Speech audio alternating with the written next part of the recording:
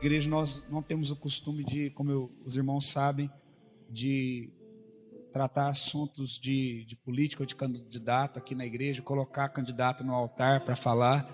Nós entendemos que o Espírito Santo ele está sobre a igreja para dar discernimento, para que todo mundo hoje em dia possa orar, ver bem os projetos de cada candidato, né? E ser conduzido pelo Senhor para então, de uma forma livre, como é a forma democrática do nosso país, e você tomar a sua decisão.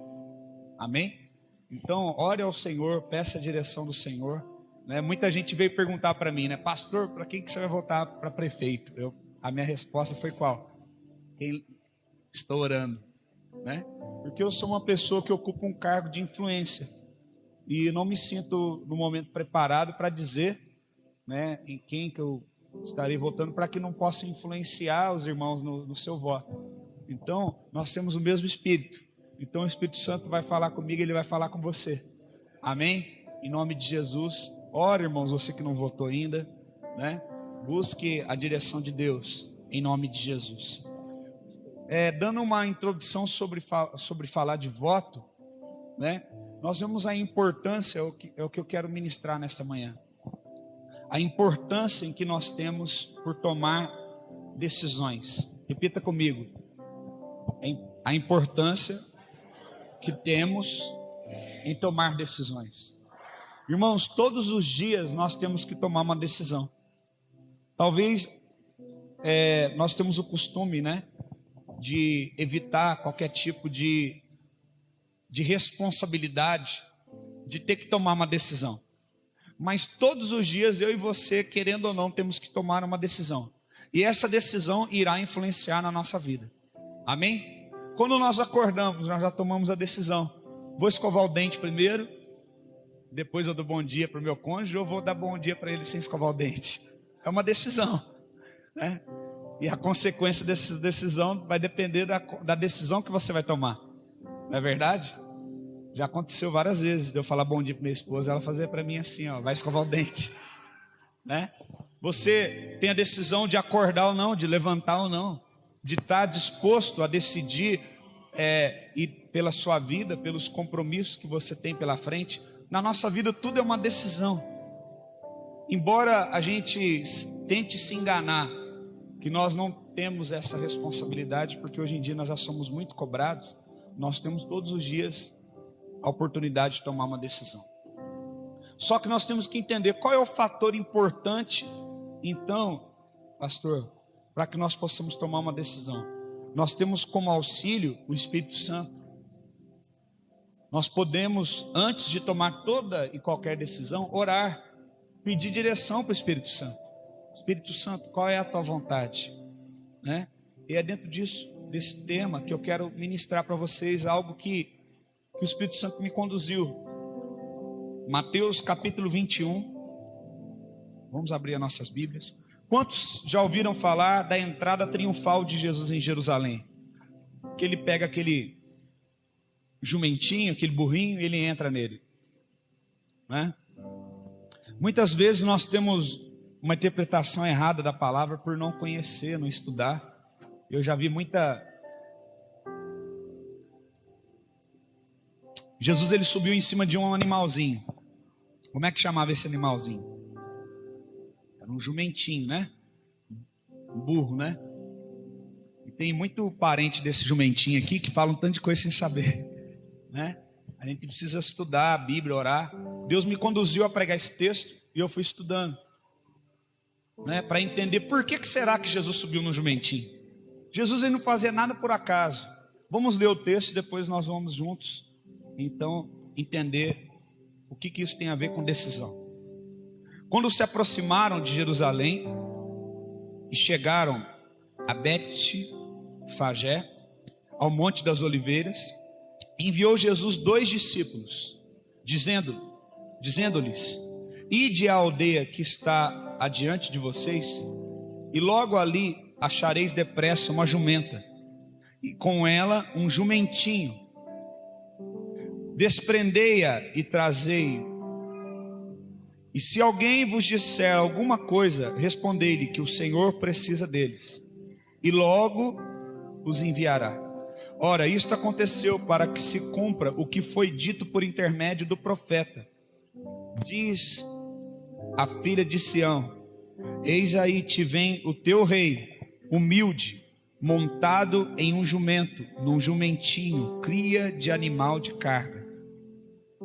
Indo os discípulos, tendo feito como Jesus ordenou, trouxeram a jumenta e o jumentinho. Então puseram em cima deles as suas vestes, e sobre elas Jesus montou. E a maior parte da multidão estendeu as suas vestes pelo caminho, e outros cortavam ramos de árvores, espalhando-os pela estrada. E as multidões, tanto os que precediam como os que seguiam, clamavam: Hosana ao filho de Davi. Bendito que vem em o nome do Senhor. Hosana nas maiores alturas. E entrando ele em Jerusalém, toda a cidade se alvoroçou e perguntavam: quem é este?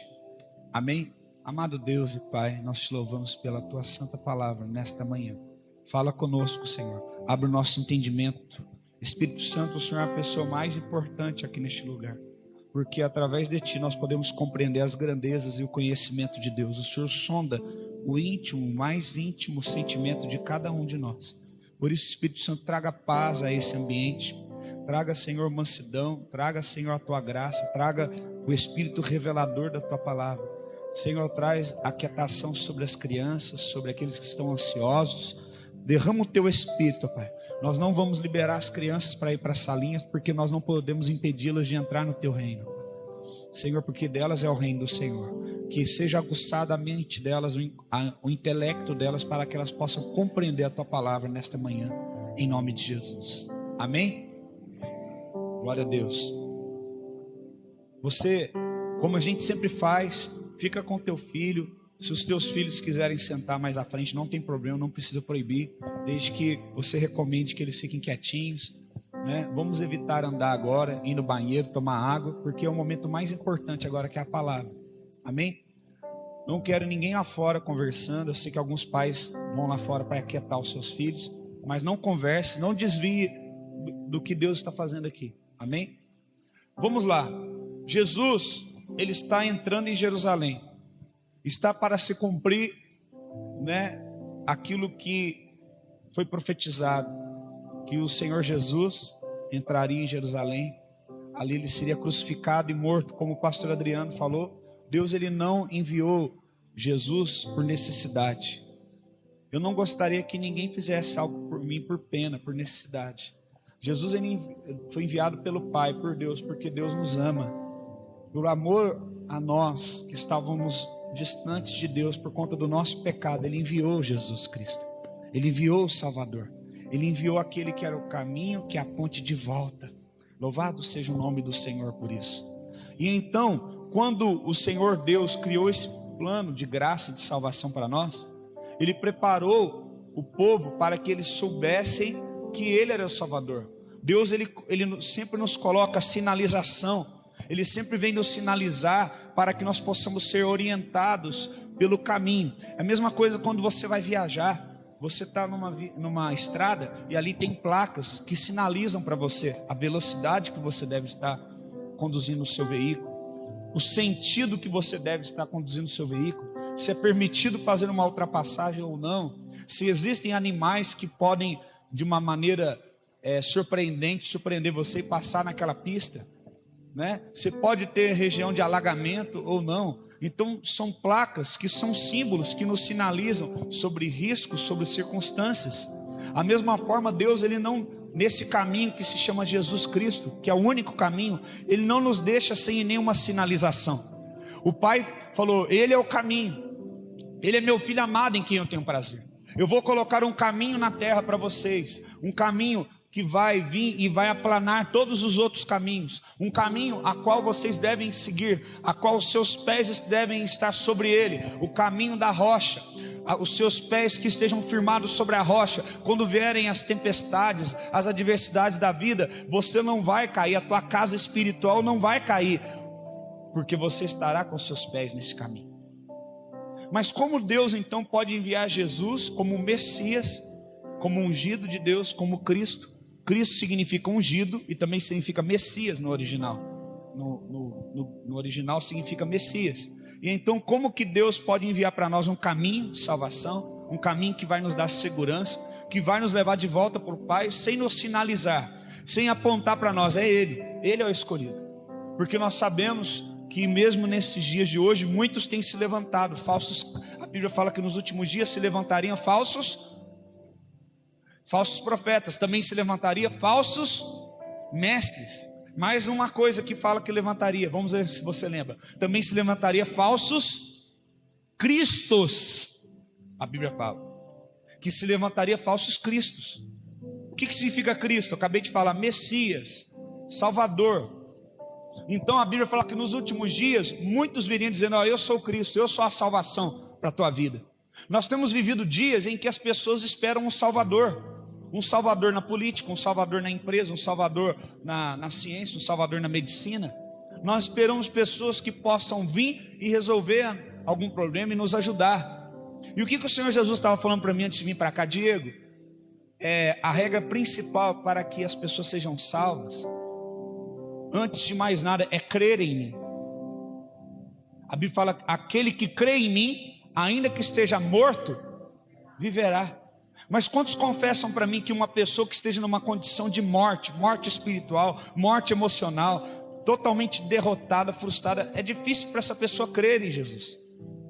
Ela precisa olhar muito bem para a sinalização que está nesse caminho. Ela precisa entender a linguagem de Deus, a sinalização de Deus.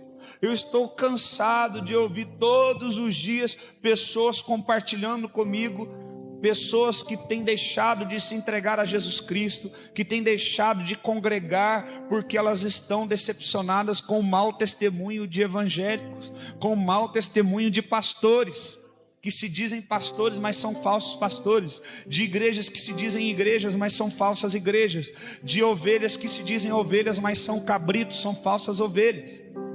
Porque, meu irmão, não se engane, existem falsos pastores, mas também existem falsas ovelhas, que não são ovelhas de Cristo, são cabritos. Porque a ovelha, ela se deixa ser cuidada, mas o cabrito, se você aproximar dele, ele te dá chifrada, ele te dá cabeçada. Muitas pessoas, é chovendo molhado falar sobre isso hoje. Então o que nós vamos fazer? Nós vamos nos assentar, como Jó sentou, e vamos coçar nossa lepra na cinza com caco de telha. Vamos falar de algo que já está mais do que claro, que há um grande escândalo hoje por parte de muitos evangélicos, há falsos testemunhos. O que nós temos que fazer? Nós temos que olhar para as placas de sinalização que o Senhor está nos dando e andar no caminho, continuar caminhando no caminho. Não podemos ser como a semente que cai à beira do caminho e ela é pisada pelos outros que estão passando. Amém? Quantos estão compreendendo? Amém? Então veja só, o Senhor Jesus falou para mim: Diego, tem muitas pessoas dentro da igreja que não acreditam mais em mim. O Senhor Jesus me falou isso. Então, o que acontece? Nós estamos na igreja, mas nós colocamos uma expectativa no homem. Nós colocamos uma expectativa no homem como Salvador. Nós olhamos talvez para um pastor, para um homem e dizemos: não, aquele homem vai me ajudar, ele vai salvar, ele vai resolver minha situação. Não, irmãos, nós temos que crer em Jesus. A Bíblia fala: todo aquele que crer e for batizado será salvo. O primeiro princípio da vida cristã é crer. Você precisa crer em Jesus Cristo. Você precisa acreditar que Ele é o primogênito do Pai, que foi enviado para me salvar e salvar a você. Você precisa acreditar que Ele tem o poder de perdoar os seus pecados e já não há mais condenação para aqueles que estão em Jesus, em Cristo Jesus. Você precisa crer que Ele tem poder sobre as enfermidades, sobre as doenças, e você não precisa pagar por isso, porque a palavra de Deus diz: vinde, comei, bebei de graça. Vós que não tem dinheiro, vinde, comprai, comei e bebei. Você precisa acreditar nisso. E para que nós não fôssemos enganados, e nem os judeus, ele foi muito claro, enviando profetas. E um dos profetas que profetizou, um dos profetas messiânicos, foi Zacarias. Talvez você não saiba, mas existe Zacarias na sua Bíblia. Foi um dos últimos livros na Nova Aliança, no Velho Testamento. E Zacarias, ele profetizou sobre isso. E Deus é um Deus de detalhes, irmãos. Por quê? Porque Ele não quer que o seu povo seja confundido. Ele não quer que o seu povo seja enganado. Olhe para o teu irmão e fala: por favor, não seja enganado. Olhe para ele e diga: você só vai ser enganado se você quiser. Amém? Zacarias capítulo 9. Nós vamos ler versículo 9, depois o versículo 10. Primeiro o versículo 9. Zacarias capítulo 9. Vamos ver o que a palavra de Deus diz. Alegrem-se muito, cidade de Sião. Exulte, Jerusalém. Aleluia. Eis que o seu rei vem a você, justo e vitorioso, humilde e montado num jumento, um jumentinho, cria de uma. Olha a riqueza de detalhes. Ele está chamando Jesus de rei. Ele está dizendo que Jesus está entrando em Jerusalém. Ele está dizendo que Ele é justo, que Ele é vitorioso, que Ele é humilde, falando de características inconfundíveis da pessoa de Jesus, diferente do sacerdócio levítico levantado naquela época, diferente de Caifás, diferente de Anás. Jesus era um homem justo, Ele era um homem justificado por Deus, que cumpria toda a vontade de Deus, era um homem humilde, era um homem manso. E a riqueza de detalhe maior ainda, ele falando, ele vem montado numa cria de jumenta. Muitas vezes nós vemos nos desenhos, no teatro, no filme, Jesus entrado no jumentinho, mas na verdade o texto fala que estava junto com o jumentinho também a mãe dele. Estava a mãe e o jumentinho. Aquele jumentinho, ele nunca havia sido montado por ninguém, ele era 0 quilômetro. E ele estava ali junto com a sua mamãe, porque ele estava provavelmente na época de amamentação, então não podia desprender o jumentinho da mãe. E então o Deus, Ele é tão misericordioso que Ele falou: traz o jumentinho. Olha, Deus é um Deus que respeita até os animais. Traz ele, mas traz a mãe dele também, porque a criação não pode ficar desamparada da sua mãe. Traz ela junto. E a Bíblia fala então que ele entrou montado nesse jumentinho. Nós lemos agora em Mateus, para que se cumprisse o que foi profetizado. Aleluia, veja só, o Senhor está sinalizando para o povo judeu: olha, este é o Messias. Sabe há quantos anos atrás Zacarias profetizou isso? 500 anos antes disso acontecer. Um pouco menos que a idade do nosso país. Tudo isso foi registrado, foi escrito. Todo hebreu que se preze judeu, eles estudavam os pergaminhos, estudavam ali os rolos, as profecias, aguardando o Cristo, aguardando o Messias. Messias é aquele que ponta a direção, Messias é o Salvador, Messias é aquele que levaria o povo cativo, escravo, à libertação. Então esse povo aguardava essa promessa, então eles estudavam, desde as crianças pequenas sabiam que este rei entraria montado no jumentinho, junto com a sua mãe do lado, porque ele é cria. Ele entraria em Jerusalém, e esse rei seria justo, vitorioso e humilde. Aleluia. E eu estava vendo no original, a palavra justo aqui no hebraico é uma palavra que significa modelo de governo correto, caráter, conduta, ou até mesmo justificado por Deus. Quando Deus está falando através da boca de Zacarias, ele fala: olha, esse rei vai entrar montado num jumentinho, e esse rei vai ser justo. Essa palavra justo significa: esse rei vai ter uma conduta correta, esse rei vai ter caráter, esse rei vai ter um modelo de governo correto. Quantos estão entendendo?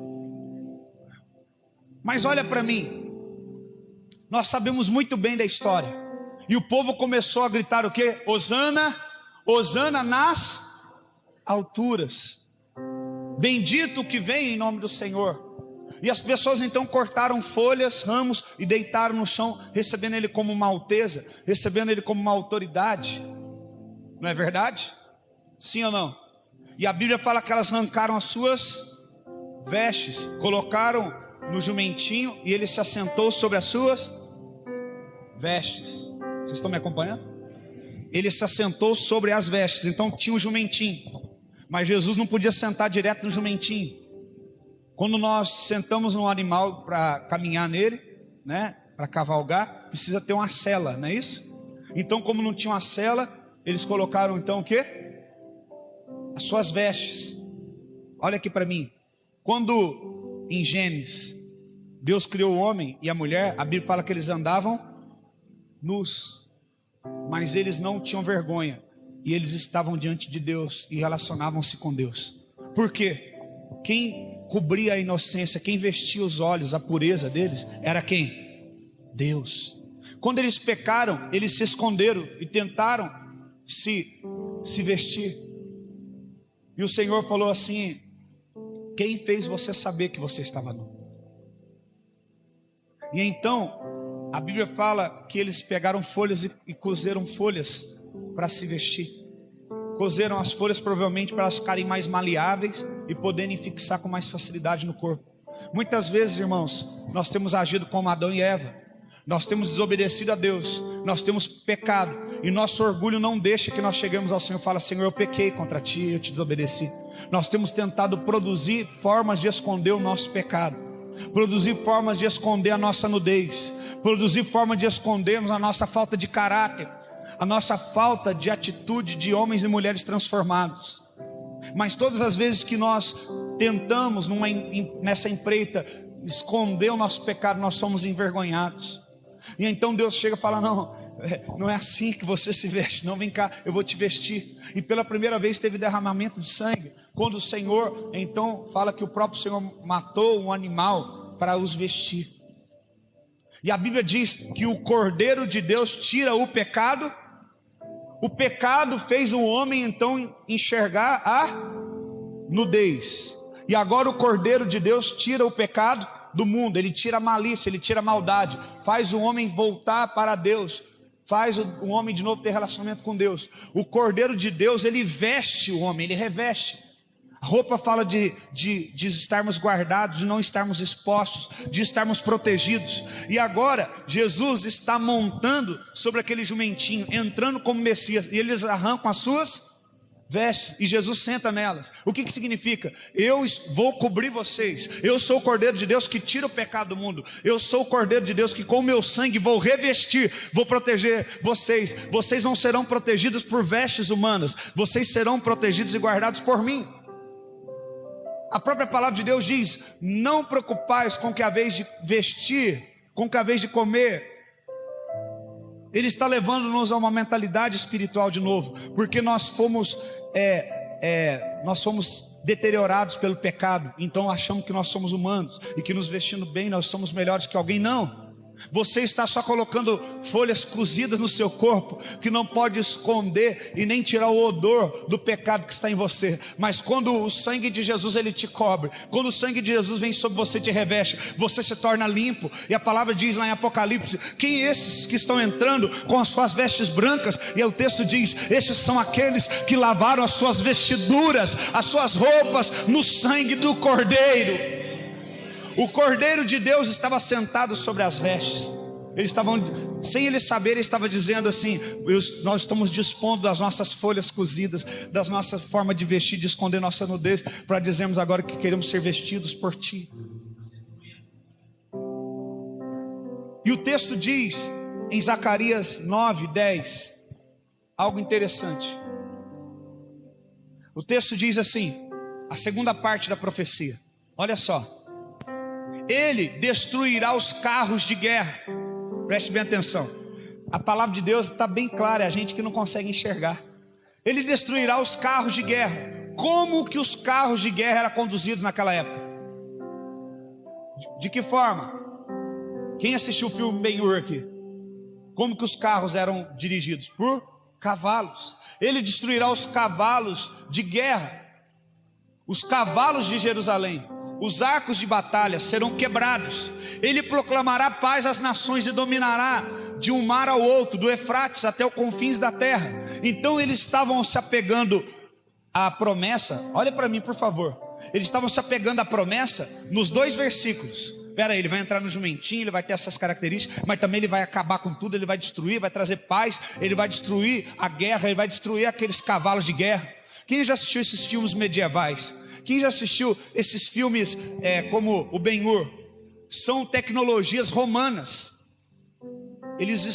Roma tinha o domínio do aço, do ferro, que era a maior tecnologia de guerra da época. Eles faziam lanças, faziam espadas, faziam rodas com lanças pontudas, pontiagudas. Eles faziam com aço carros de ferro, carros de guerra. Eles vendiam, exportavam essa tecnologia para todos os impérios e colocavam cavalos treinados, robustos para lutar, e ninguém podia vencer esses exércitos. A própria Bíblia diz lá atrás que quando Baraque foi levantado para enfrentar o exército inimigo, ele estava no monte, ele ouvia lá embaixo no vale carros de guerra, de ferros, passando sobre as pedras, e o monte tremia. Eram muito poderosos esses exércitos. Então, eles estão agora contextualizando essa promessa nos dias deles. Eu estou em Jerusalém, eu sou judeu, mas quem está imperando aqui é Roma, o maior império do mundo. É Roma. Então peraí, o Messias está vindo. Esse que está vindo no jumentinho é o Messias de Zacarias. E ele vai acabar agora com Roma. Ele vai pôr todo mundo para correr. Ele vai acabar com a guerra. Ele vai acabar com a dominação de Roma. Ele vai pôr os cavalos de guerra, a opressão deles, para correr. Quantos estão entendendo? A palavra de Deus nos diz em Provérbios, capítulo de número 21, versículo 31. Os homens preparam seus cavalos para o dia da batalha, mas somente o Senhor Deus é quem dá a vitória. O povo cometeu um erro. Por que esse mesmo povo que está falando Hosana, Hosana, lá na frente, eles crucificam Jesus? Porque eles pegaram a profecia, olha para mim, eles pegaram a profecia e contextualizaram elas para dentro da sua necessidade. Nós temos que tomar muito um cuidado de pegarmos as profecias bíblicas e contextualizarmos a nossa necessidade, ao nosso bel prazer, ao momento que nós estamos vivendo. Porque a profecia é algo espiritual e está para cumprir no momento correto. Então nós temos que estar sintonizados no Espírito para entendermos qual é o momento que a profecia vai se cumprir. Eu tenho certeza, irmãos, que muitas coisas que eu choro e oro aqui com a minha esposa, como pastores desse ministério, muitas delas, talvez eu não estarei aqui para ver acontecer.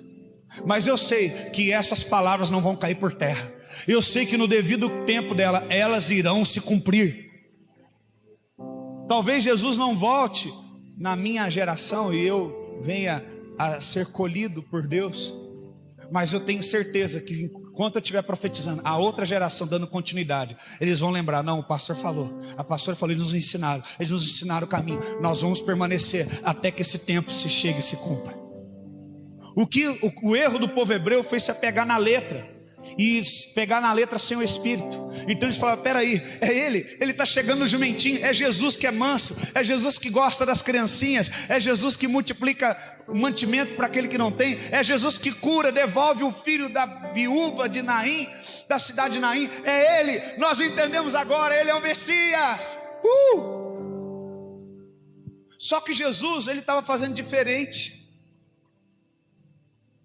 A Bíblia fala que Jesus, ele viria da linhagem de quem? Davi. Jesus vinha da raiz de Davi. Por que Jesus entrou no jumentinho? Olha, a Bíblia é tremenda. Olha para você ver. Vamos abrir nossas Bíblias no livro de 1 Reis, capítulo 1, versículo 37 e 38. Será que existe alguma semelhança?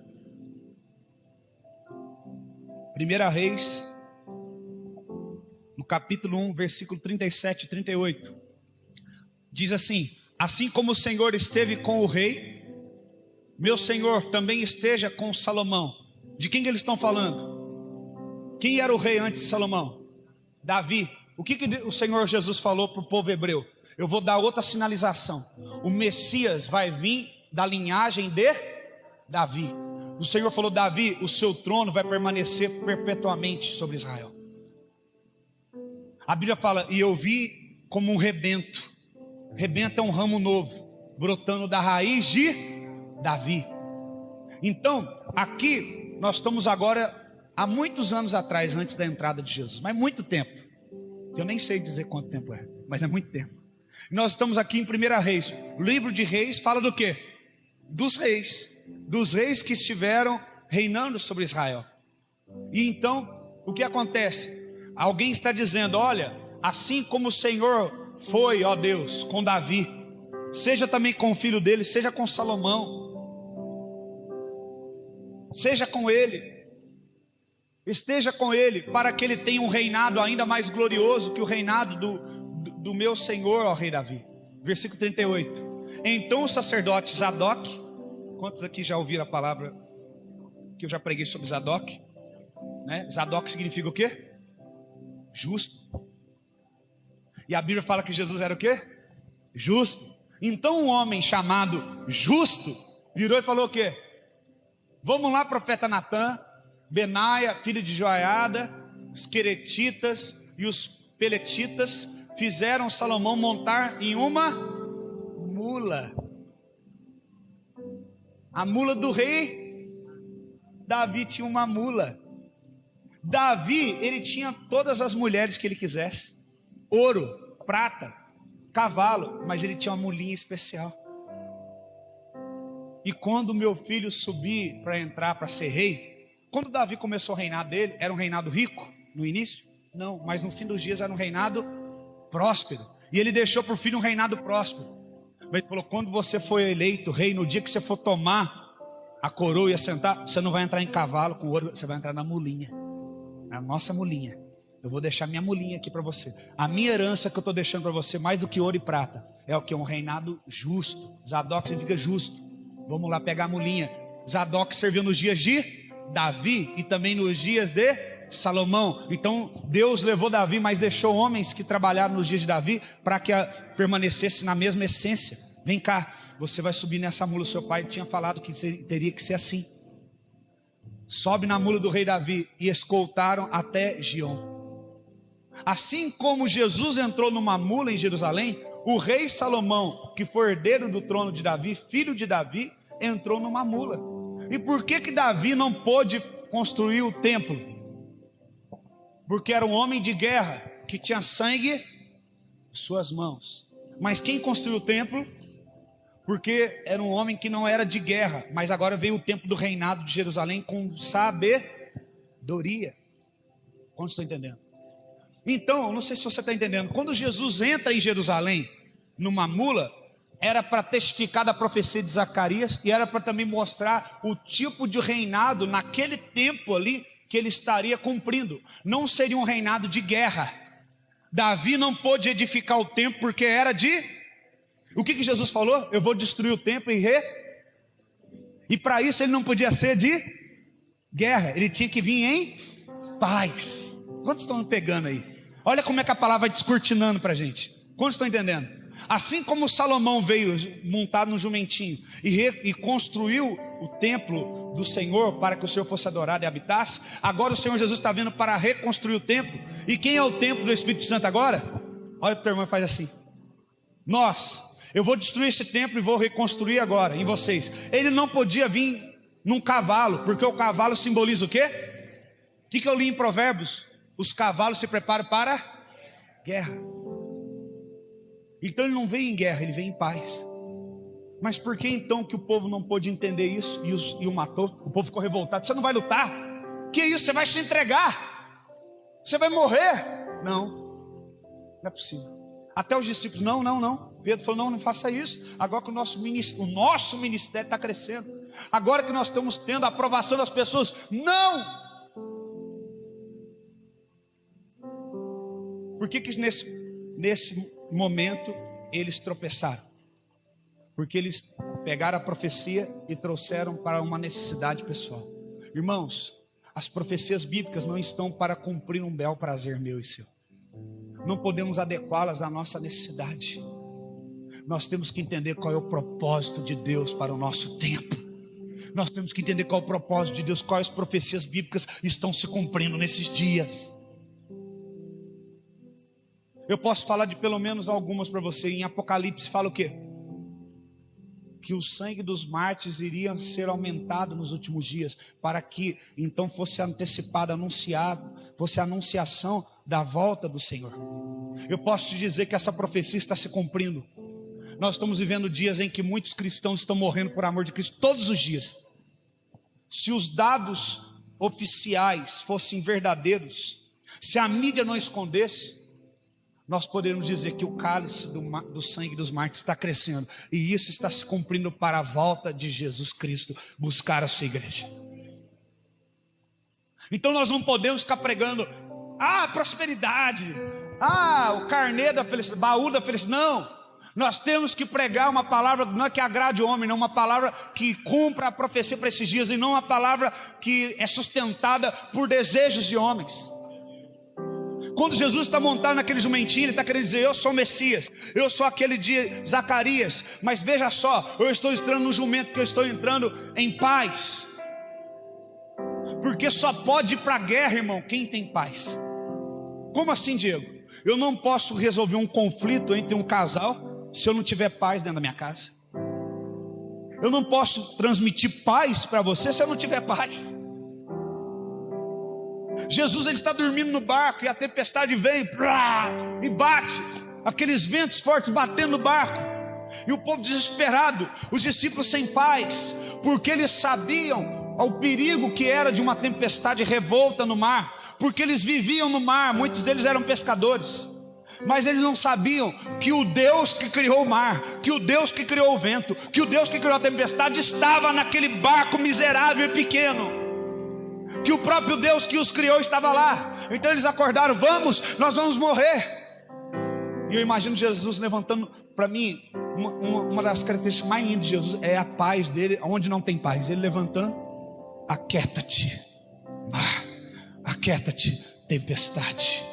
E ele olha e fala: homens de pouca fé. Irmãos, você só pode ter autoridade nessa terra quando você não estiver andando no curso dessa terra. Você só tem autoridade para pregar coisas celestiais quando você não tiver coisas dessa terra. Você só pode chegar num casal. Sabe por que muitos pastores estão adulterando? Sabe por que muitos pastores estão separando, casando de novo e procurando argumento bíblico para falar disso, de graça de Deus? Porque eles não têm paz nos seus casamentos. Por isso não podem ministrar paz para o casamento dos outros. Não podem ministrar uma aliança inquebrável para o casamento dos outros. Não podem ministrar uma aliança indissolúvel para os outros. Porque você não pode dar o que você não tem. Só podia ser rei de Israel e trazer paz, só podia ir para essa guerra o príncipe da paz. Se você entender, eu não sei se você entendeu, Zacarias capítulo 9, versículo 10. Coloca o 9 e o 10 junto agora, Daniel, por favor. Zacarias capítulo 9.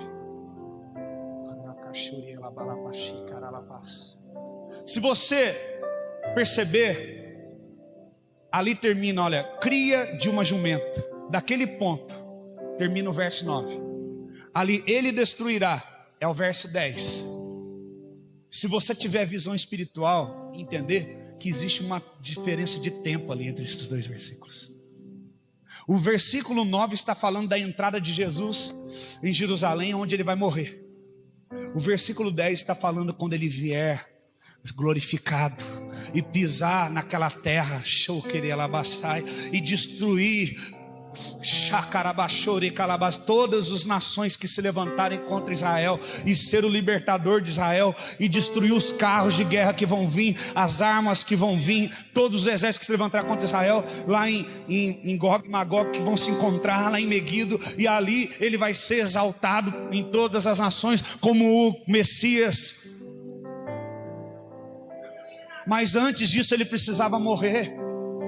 Para ele vir para a guerra que ainda vai ter, quantos estão entendendo? Que em Apocalipse diz, primeiro ele tinha que vencer dentro dele essa guerra em paz. Primeiro ele tinha que estar na cruz, sendo humilhado, sendo cuspido, ouvindo: olha, você, se é Cristo, meu, desce daí, salva você, a mim também. E olhar e falar: perdoa, porque eles não sabem o que eles estão falando, eles não sabem o que estão fazendo. Antes dele liderar este exército que vai destruir os cavalos de guerra, primeiro ele tinha que ser aquele Cristo mediador, que entraria no jumentinho, que entregaria para ser morto, para poupar com seu sangue todos os pecadores. Ele precisava reverter primeiro no mundo espiritual, para depois reverter e materializar no natural. Mas nós somos tão gananciosos, nós só pensamos em nós mesmos, que nós interpretamos muitas vezes as profecias bíblicas como eles, dentro da nossa necessidade, dentro da nossa vontade. Com todas as sinalizações que eles tiveram, eles tomaram a decisão de não crer. No final do texto de Mateus 21, há uma coisa interessante. Fala com o teu irmão. Se você fala do que não sabe, você está reproduzindo ignorância. Se você não compreende algo, você não pode desfrutar disso. Mateus capítulo 21 fala, verso 9 em diante: e as multidões que o precediam, que o seguiam, clamavam: Hosana, filho de... Ele estava falando a verdade, sim ou não? Ele era o Hosana, ele era o Messias, sim ou não? Ele era da linhagem de Davi. Eles viram um burrinho, lembraram que Salomão também entrou no burrinho, sim ou não? Lembraram que Davi, como homem de guerra, não pôde construir o templo, e o Messias estava vindo agora em paz, com sabedoria e graça, como foi o reinado de Salomão, sim ou não? Eles estavam falando a verdade, sim ou não? Mas falavam a verdade sem compreendê-la. Muitas vezes nós falamos as verdades bíblicas, nós falamos trejeitos bíblicos, nós falamos de coisas que são verdades, mas não compreendemos no Espírito, não absorvemos o Espírito, porque no final do texto, diz assim, final do verso 10, termina desse jeito, irmãos: quem é este? Como que eles podem falar exatamente tudo o que ele era, e no final falar, quem é ele? Hosana, ei! Filho de Davi. Aí eu viro e falo, mas quem que é ele mesmo? Quantos estão entendendo? Por quê? Porque quem não receber o rei não pode ver o reino. Sabe o que é o problema? O Espírito Santo falou comigo antes de vir para cá, Diego, todo mundo quer o reino.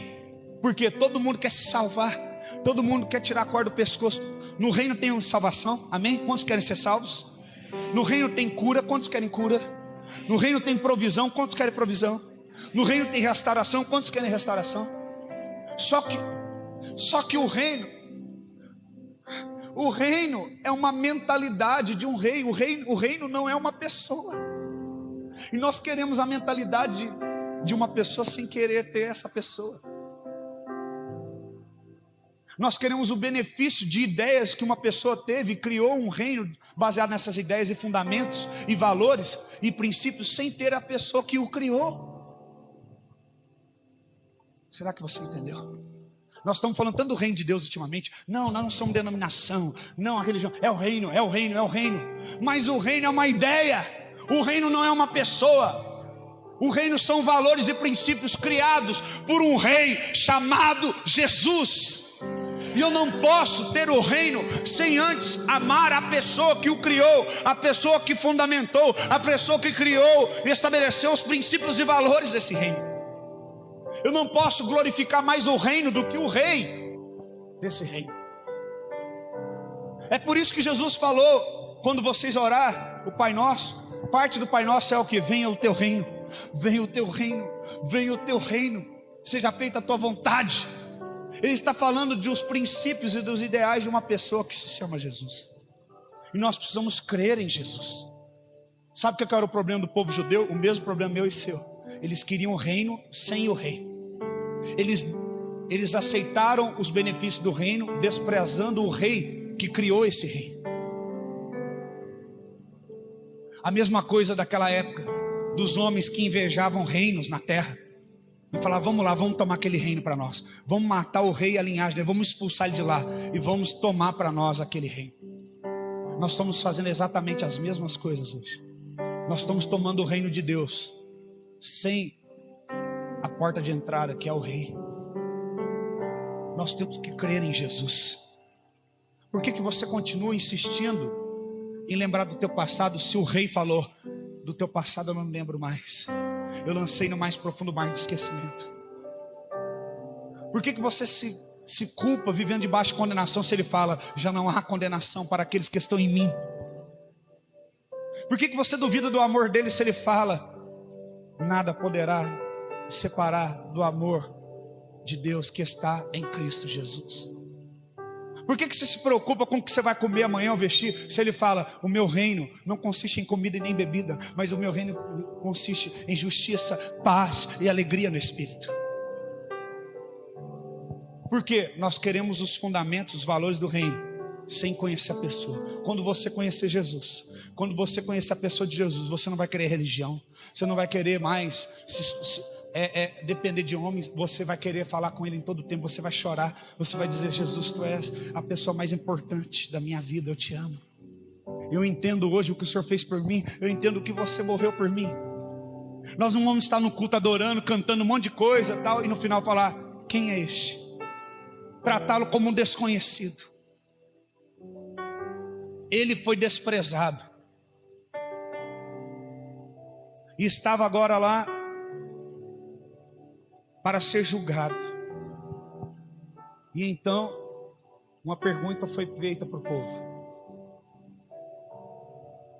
Aquele homem romano que ali estava virou e falou, olha, quem vocês vão querer? Vocês vão querer que eu sou Barrabás ou Cristo? Vamos abrir nossas Bíblias e ver, para nós encerrarmos. Louvado e engrandecido ao nome de Jesus. Mateus 27, versículo 17. Estando, pois, o povo reunido. Quem estava reunido ali? O mesmo povo que falou Hosana ao filho de Davi. E quem é este? O mesmo povo foi perguntado a eles por Pilatos, qual quereis que vos solte? Barrabás ou Jesus, chamado o Cristo? Significa o quê? Deus usando a boca de um romano para dar uma indicação para eles. Olha, tem aqui Barrabás e tem Jesus, chamado o, fala no original agora, chamado o, vocês querem o Messias ou querem o Barrabás? Quero o Barrabás. Por quê? Porque Barrabás, diferente do que muita gente pensa, Barrabás não era um ladrão, como é apresentado. Barrabás era um líder que tinha um grupo debaixo dele. Toda vez que tem um governo e existe um grupo contra aquele governo, tem um líder que faz o quê? Oposição ao governo. Nós já vimos em vários países, no nosso país, pessoas liderando o quê? Vamos fazer uma marcha, vamos fazer uma paralisação. Barrabás era esse homem. Barrabás não era um cara idiota que roubava galinha, não. Ele roubava para manter a sua tropa ali, para manter as armas. É como se fosse a guerrilha na Colômbia. Ele era o líder da guerrilha. Então Barrabás tinha cavalos, Barrabás tinha espadas, tinha homens ao seu comando fiéis que morreriam por ele. E ele estava liderando um motim contra Roma. E eles estão, e Pilatos está falando, vocês que é o líder da revolta judaica, ou vocês que é o Messias? Aí o povo olha, ah não, para esse tempo, para hoje, eu quero guerra. Eu quero cavalos de guerra. Eu não quero um rei que vem montado num jumento. Não é cômico, igual um desenho que a gente vê igual aqueles desenhos antigos da galera do Pica-Pau. Tem aquele exército, aí vem um homem montado num burrinho. Não dá vontade de rir? Eles olham, o que ele pode fazer, o que ele pode oferecer? Não. Por quê? Nós temos condicionado nossas escolhas nas nossas necessidades. Nossas necessidades nos impedem de ver o que realmente é e fazermos escolhas erradas.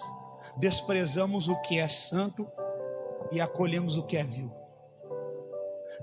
Desprezamos o que é eterno e acolhemos o que é passageiro. Desprezamos os homens de Deus, as mulheres de Deus, e nos acoplamos a homens afortunados, homens ambiciosos, que pregam um evangelho que nos satisfaz. Ah, por que você... Como é aquela igreja que você vai? Ah, lá fala de prosperidade, tem um monte de candidato para pedir voto lá, o filho do pastor faz o que quer, lá. E por que você continua lá? Ah, mas eu gosto de lá, sabe? É legal. Lá tem ar-condicionado, aqui é quente, lá tem placa que não tem, lá é perto, aqui é longe. Sabe o que é? É que eu cresci lá, eu conheço todo mundo. É legal, a gente sai para comer pizza depois. Barrabás. Continuamos fazendo escolhas, brincando com a nossa eternidade, fazendo escolhas baseadas na nossa necessidade. Não entendemos o tempo de Deus para nós. Estava diante deles o Messias, o Cordeiro de Deus que tira o pecado do mundo, o Salvador, justo. O que significa justo no hebraico que eu falei? Governo provado por Deus, um governo de caráter. Mas nós escolhemos Barrabás. Nós escolhemos as nossas necessidades. Aquele que representa melhor as nossas necessidades. O que nós precisamos então, Diego? Fala para nós do que a gente precisa. Ajuda a gente. Eu vou falar duas coisas rapidinho. Vou dar um conselho que Davi deu. 2 Samuel, capítulo 22. Estou terminando já. 2 Samuel 22, versículo 29. Eu sinto a presença de Deus aqui neste lugar, limpando as pessoas, purificando na verdade. A verdade é uma espada que entra, ela limpa. Versículo 29 e 30 diz assim: Tu, Senhor, é a minha candeia, e o Senhor alumiará as minhas trevas. Coloca na NVI, por favor. O que Davi está falando aqui? Que o Senhor é luz e Ele ilumina onde tem trevas. O que é trevas? Trevas é aquilo, você está no escuro, você não consegue. Eu falo para você, pega para mim uma cadeira. Você não consegue ter a percepção de ir lá e pegar, porque está no escuro. Você não tem uma visão clara de onde você está. Você não tem uma visão clara do objetivo que você quer alcançar. Você sabe que está ali, mas não consegue enxergar. O que Davi falou? Falou: Senhor, Tu és a minha lâmpada. Naquela época não tinha eletricidade. Eles usavam o quê? Lamparinas, lâmpadas, que eles carregavam e penduravam nos lugares. Ele faz uma alusão, fala: Senhor, Tu és a minha lâmpada. O Senhor que ilumina as minhas trevas. Sabe o que Ele está falando? O Senhor que tira toda a dúvida. O Senhor que não deixa eu tomar decisão às escuras. Eu profetizo que Deus, se você permitir, não vai deixar que você escolha mal. Nenhuma decisão da sua vida a partir de hoje. Que em todas as suas decisões Jesus seja o primeiro. Você não vai estar nas trevas. Amém? Alguém já dirigiu com neblina? É você estar dirigindo nas trevas, às escuras. Você não chega a lugar algum. O que Davi fala? Unge a minha cabeça e o meu cálice transborda. O que ele está querendo dizer? Ungir a cabeça com óleo. Aonde que vem todo o entendimento da nossa vida? Aonde que nós racionalizamos e pensamos? Aqui. Então nossa cabeça é uma lâmpada. Qual era o combustível que mantinha a lâmpada acesa naquela época? Óleo. Então o que Davi está falando? Quando o Senhor coloca óleo na minha lâmpada, o Senhor coloca a revelação para mim, na minha lâmpada, o meu cálice transborda. O cálice está falando o quê? Coração. O meu cálice transborda. O que é isso? Vinho. O vinho fala de quê? Alegria. Eu fico cheio de alegria. Então o que ele está querendo dizer? Quando o Senhor me dá a direção da decisão correta que eu tenho que tomar, o Senhor coloca a luz, me ensina, eu fico alegre. Me dá alegria, me dá paz. Agora como é que a gente toma decisão? O inverso. A gente segue o nosso coração. E o nosso coração está triste. Por que o nosso coração está triste? Porque está faltando óleo. O que tem que vir primeiro? Óleo, para depois vir a alegria. O que tem que reinar sobre o sentimento? A razão. O rema de Deus, a revelação. Então primeiro eu recebo o óleo para depois essa tristeza sair e entrar a alegria de Deus e vir a paz. Seja a paz de Deus a árbitra no meu coração. Quem está entendendo? Então primeiro eu busco o Espírito, a direção. Agora eu estou triste. Não, eu tenho que tomar uma decisão, tenho que fazer qualquer coisa. Por quê? Porque eu estou triste. Está ruim do jeito que está. Não é assim. Não dá, não caminha nas cegas, não caminha nas trevas, não. Busca a presença de Deus no teu quarto, chora, ora em secreto. O teu pai que te vê em secreto vai derramar óleo, vai dar saídas aonde não tem, vai dar revelação para você que ninguém viu. E então o seu cálice vai se transbordar, vai encher de alegria.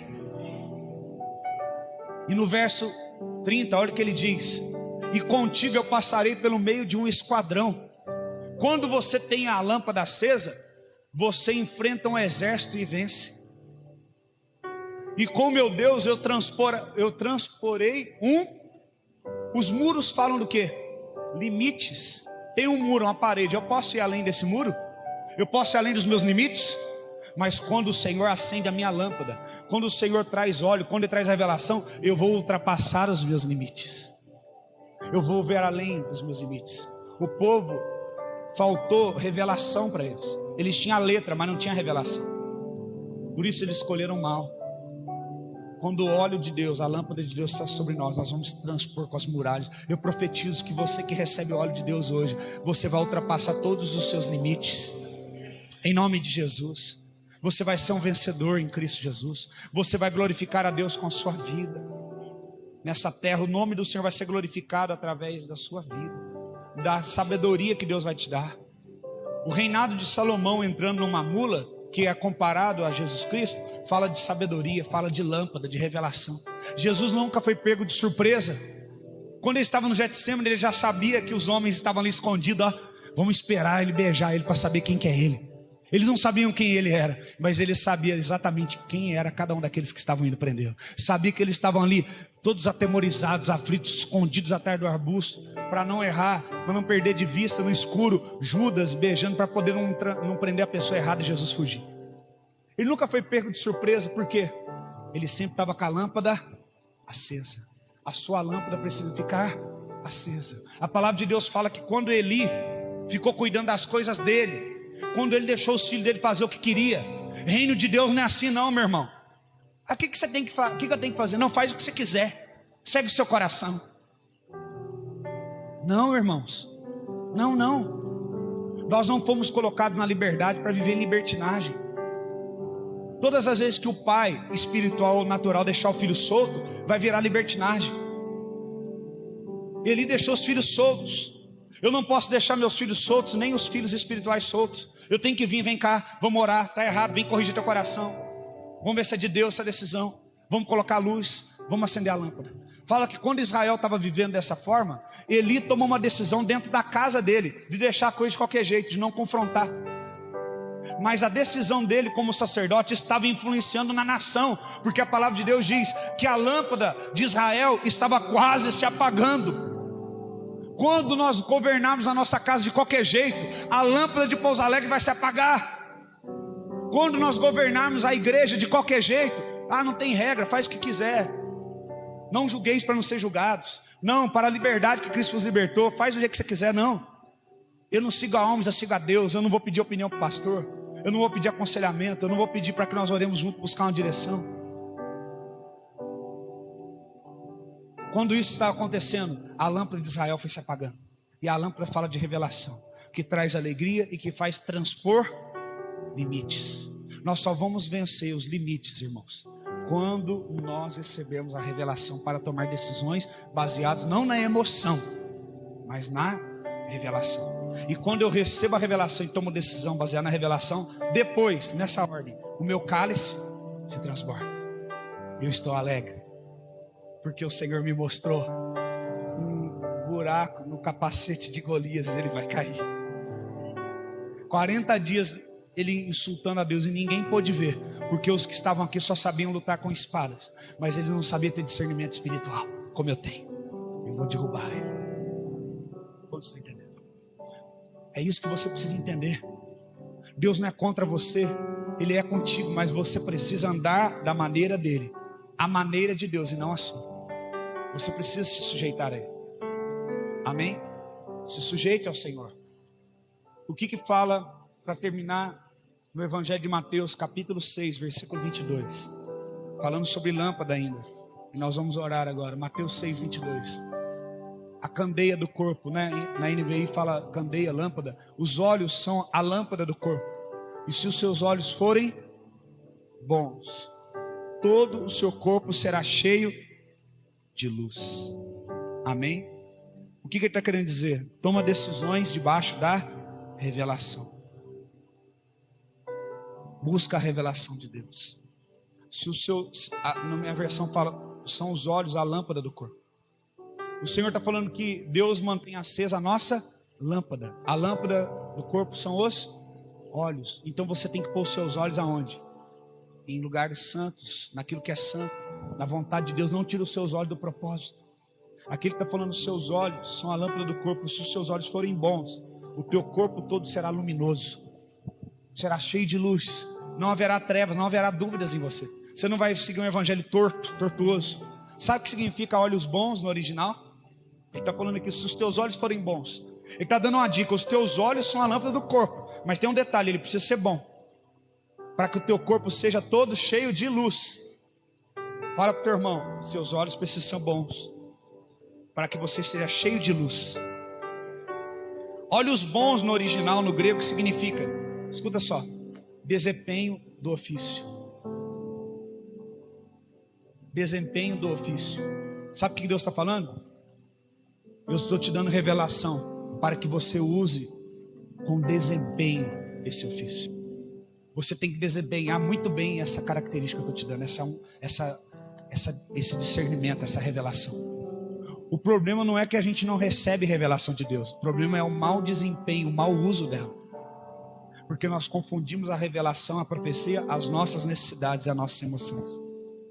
Quando Deus mandou eu vir para Pouso Alegre, eu trabalhava numa empresa multinacional, não usava uniforme, fazia o horário que eu queria, ganhava muito bem, morava numa bela casa, era pastor auxiliar de uma igreja muito respeitada na cidade. A igreja pagava o meu aluguel da minha casa. Eu vivia numa situação muito confortável. Tinha plano de saúde da Unimed, tinha seguro de vida, viajava sempre para vários estados do Brasil para dar curso, fazer curso de avião, ficava nos melhores hotéis. E quando Deus falou para mim, deixa tudo e vai para Pouso Alegre, eu tive que olhar a revelação e não ir pela minha emoção, senão eu não viria. E depois que eu mudei para cá, 2 anos depois, está fazendo 4 anos que eu estou aqui, que nós começamos a igreja do zero, essa igreja. 4 anos que eu estou aqui, 2 anos, 1 ano e meio depois, 2 anos, quase 2 anos, a minha esposa ficou muito doente. E na hora vem na minha cabeça, a minha alma, e aí, você tinha plano de saúde da Unimed. Eu precisava fazer vários exames com a minha esposa, não tinha dinheiro para pagar no particular. E pelo SUS levava de 8 meses a 1 ano, um exame. E o médico falava, não, precisa urgente. Aí vem na minha mente, você é irresponsável. Você colocou sua família nessa situação. Você tinha plano de saúde. Você estava lá, você estava fazendo a obra de Deus do mesmo jeito. O que você veio fazer aqui? Mas eu não posso condicionar a revelação, a lâmpada, a minha alma. Porque na hora vem a tristeza, mas se eu continuar com a lâmpada acesa, a revelação vai encher meu coração de alegria. O óleo vai encher. Mas para ter óleo, a azeitona tem que ser triturada. Jesus estava no Getsemane. Getsemane significa o quê? Lugar de prensar o azeite.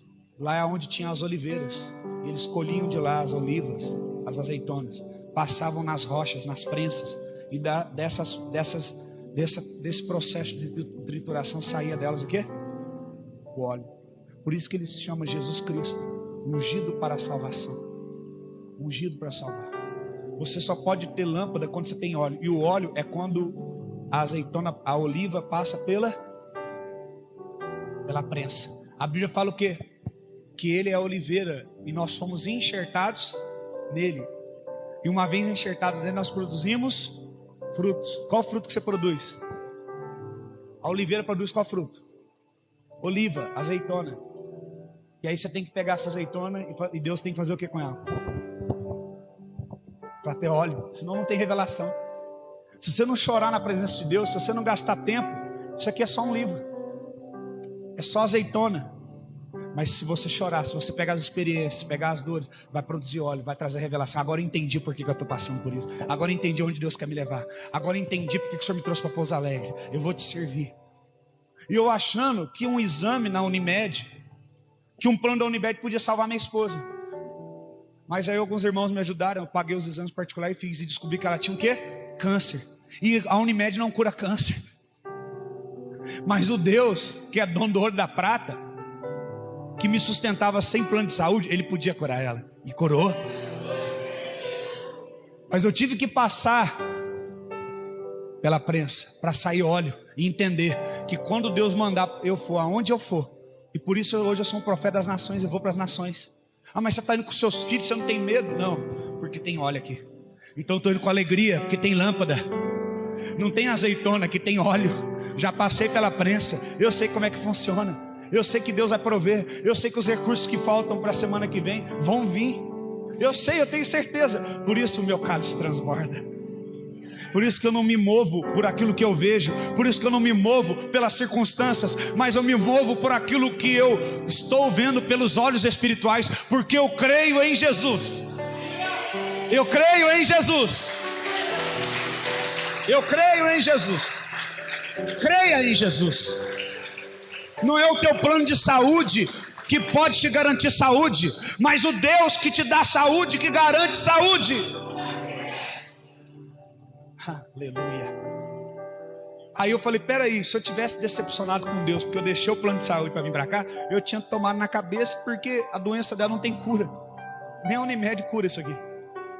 Mas Jesus cura. E Ele curou. Aleluia. Quantos estão entendendo?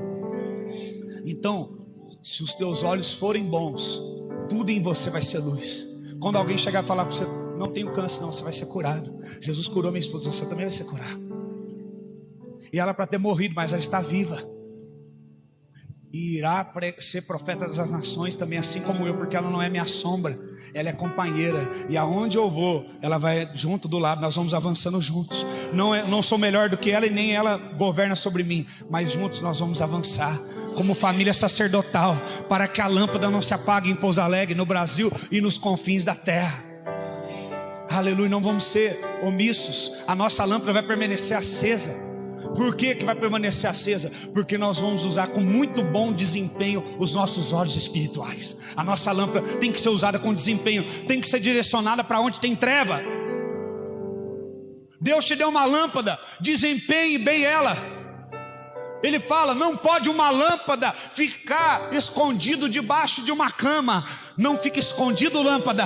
Saia debaixo de onde você está escondido, lâmpada. Mas precisa ficar num lugar alto, onde todos possam ver. Aleluia. O problema é que nós estamos desempenhando mal a nossa lâmpada. Nós estamos escondendo a nossa lâmpada. Aleluia, deixa a luz de Deus brilhar em você. Deixa a luz de Jesus brilhar em você. Deixa os dons que Deus te deu brilhar em você. Eu tenho medo de falar de Jesus no meu emprego, vou mandar embora. Manda embora então, mas não deixe de falar de Jesus. Não deixe de dizer que Ele é bom. Não deixe de dizer que Ele é salva. Não deixe de dizer que Ele cura. Não deixe de dizer que Ele liberta. Não deixe de dizer que Ele restaura. Porque Ele é Jesus. Ele é Jesus. Ele é Jesus. Ele é Jesus. Ele é poderoso para fazer infinitamente mais do que podemos pensar e imaginar, conforme o seu poder que opera em nós. Deixa o poder dele operar em você. Tira a sua lâmpada de baixo, filha. Você que está tímida, você que está tímido, deixa a sua lâmpada brilhar entre os homens. Desempenhe bem essa lâmpada. Use bem essa lâmpada. Deixa a lâmpada brilhar. Pare de agir na alma. Pare de agir na emoção.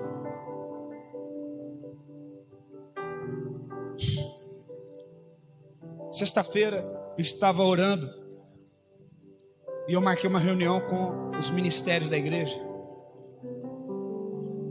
Eu orei e jejuei o dia todo, como todos os dias da semana passada. Eu fiz isso. E na hora que eu estava me preparando para vir, eu recebi um telefone de um primo meu que me ligou e falou: olha, estou tentando falar com seu pai, não consigo. O irmão dele morreu, o nosso tio morreu. Tinha um dos irmãos mais novos do meu pai, com 50 anos de idade. Mas morreu como? O que aconteceu? Foi agora? O que houve? Eu falei: nossa, Diego, além de ter morrido, morreu numa situação muito triste. Ele estava sozinho, porque estava divorciado da sua família, da sua esposa. Ele foi encontrado morto dentro de casa depois de 4 dias. O cheiro estava insuportável, os vizinhos não estavam aguentando, deram falta dele e invadiram a casa, arrombaram a porta e encontraram morto na cama. Provavelmente foi um ataque no coração. E então eu peguei a minha lâmpada e continuei levando a minha lâmpada, porque a palavra de Deus fala: deixa os mortos enterrar os seus mortos. E vim ter a reunião com os irmãos, normal. E eles falaram, olha, o corpo vai passar por autópsia, porque precisa, pela condição. O meu primo teve que entrar para reconhecer o próprio pai. Falou que não tinha rosto, era aquela bola, aquela massa fétida. E então, falou, olha, o corpo vai ser liberado só no sábado.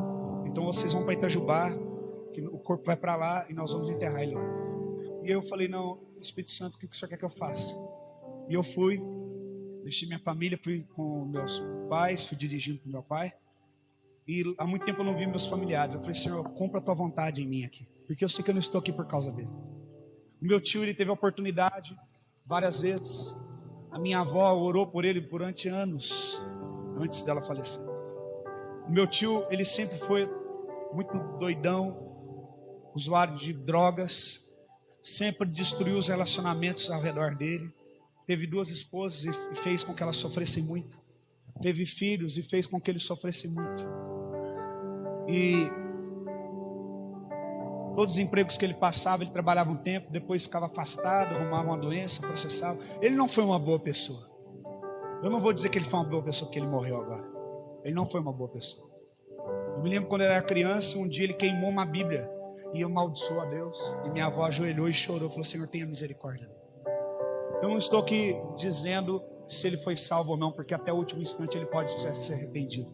Mas o Senhor Jesus falou uma coisa para mim, que estes, a qual tiveram tantas chances e viveram uma vida totalmente dissoluta, até a morte deles serve de exemplo para pregar para nós, que hoje temos a oportunidade de decidir agora, e não esperar que a morte chegue no último momento para esperarmos a decidir como ele teve a última chance.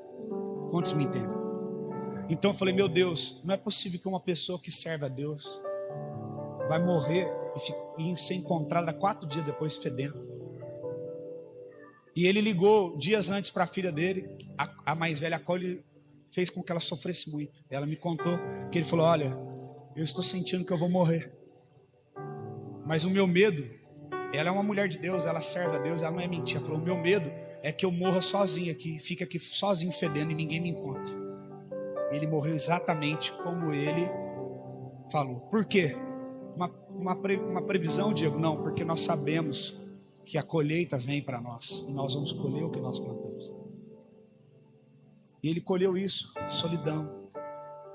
E eu vejo muitos parentes da minha família, muitos presos, outro larga de mulher, casa várias vezes, outro engravida tantas mulheres, outro como meu tio, que já foi preso, já passou por tanta coisa. Eu falei, Senhor, eu não sou melhor do que eles, mas eu não sou bom, mas hoje eu sou um homem a qual as pessoas se espelham em mim, um homem justo, porque o Senhor Jesus me iluminou as minhas trevas, porque Ele me deu um destino, porque Ele me deu um propósito.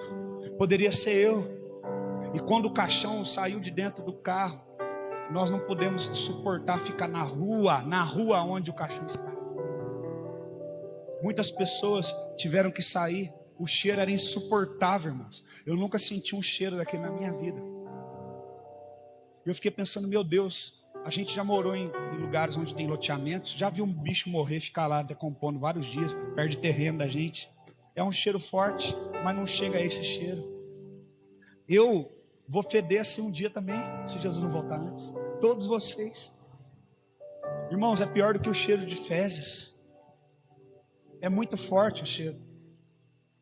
Nós não podíamos suportar. E várias moscas do caixão blindado sentadas ali em volta daquele caixão, tiveram que já enterrar logo.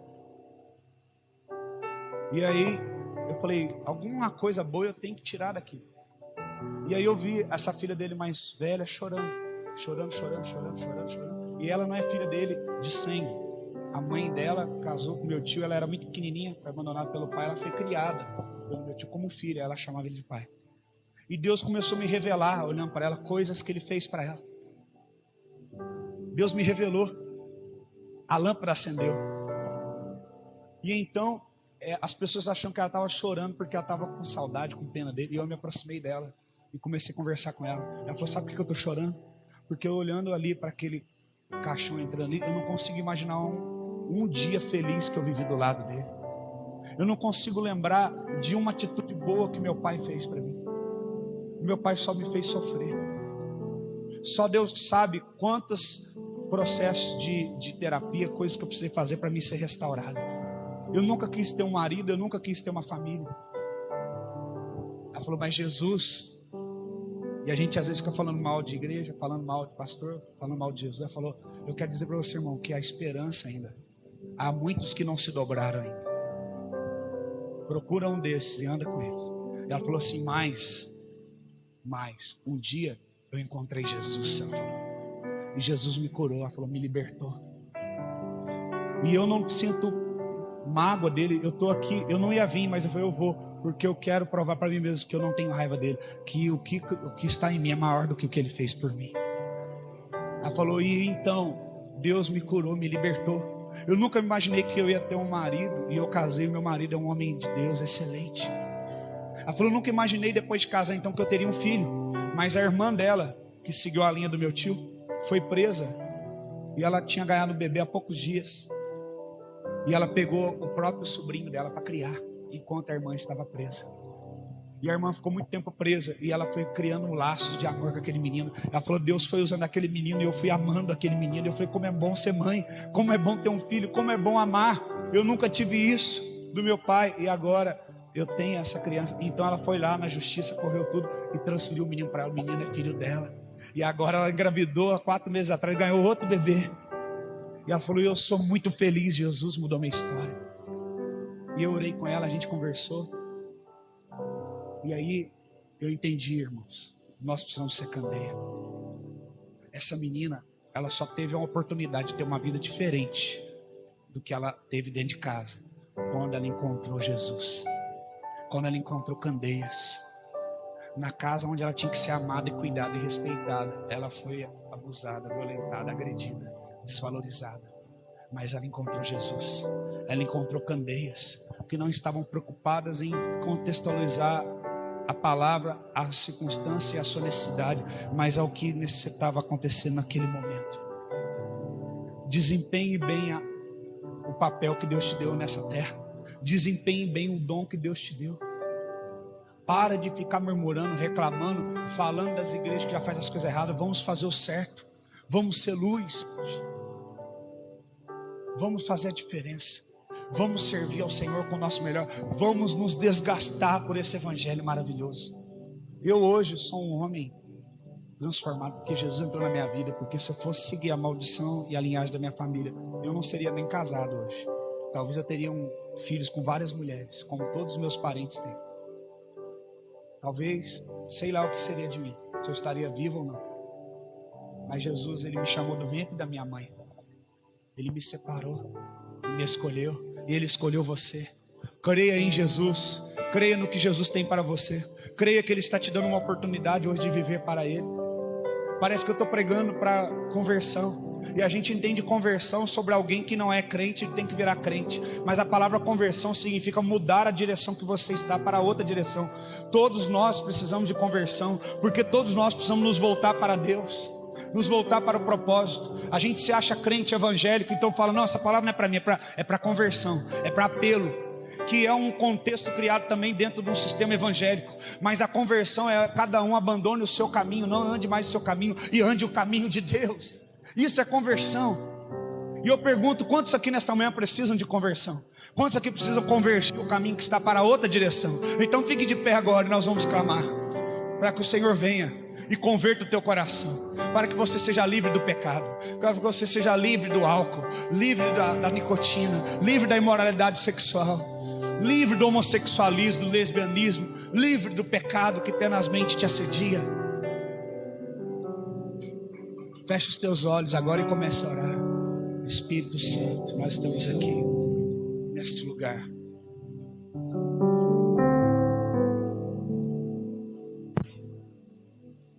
Ore agora. Eu abro meu coração, eu abro meu coração para que entre o Rei Jesus, Rei da glória. Eu abro meu coração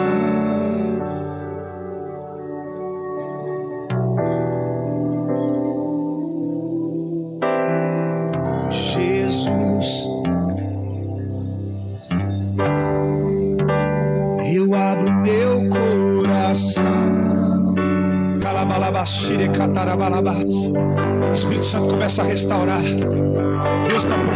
Deus está derramando vida. Vida.